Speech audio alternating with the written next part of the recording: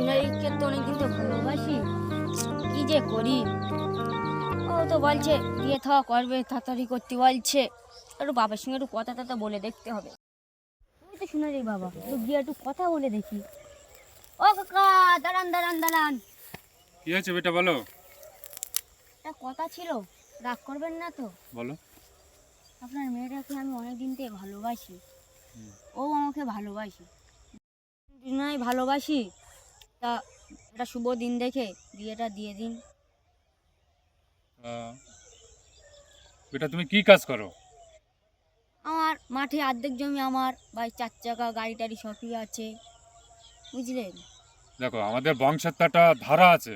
হুম। আমাদের বংশের ধারা হচ্ছে যে সবচেয়ে এই গ্রামে চুরি করতে পারবে আমার মেয়ে তার সাথেই বিয়ে দেবো।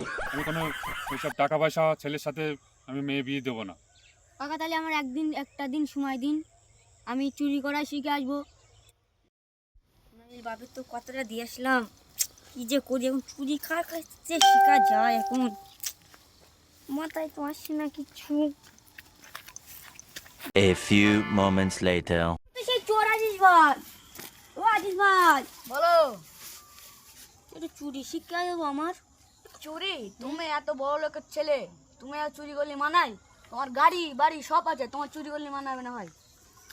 ওই অভাব পড়িনি, সে আমি যে প্রেম করতাম হ্যাঁ। সোনালি, হুম। সোনালি বাপের কথা দিয়ে আসলাম, বলছে তোমার টাকা পয়সা দেখেও দেবে না, বলছে চুরি শিখতে হবে। আগে তাহলে ভাই ওই কলাকান্দা দেখতে পাচ্ছ, ওইটা তাহলে আজকে রাত্রি কেটে চলো বেঁচে আসি।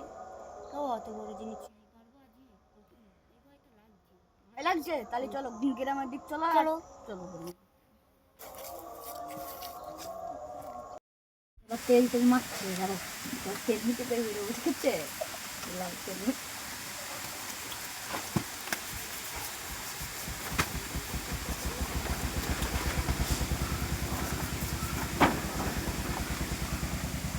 চলো। আস্তে আস্তে বেরোতে হবে। A few moments later.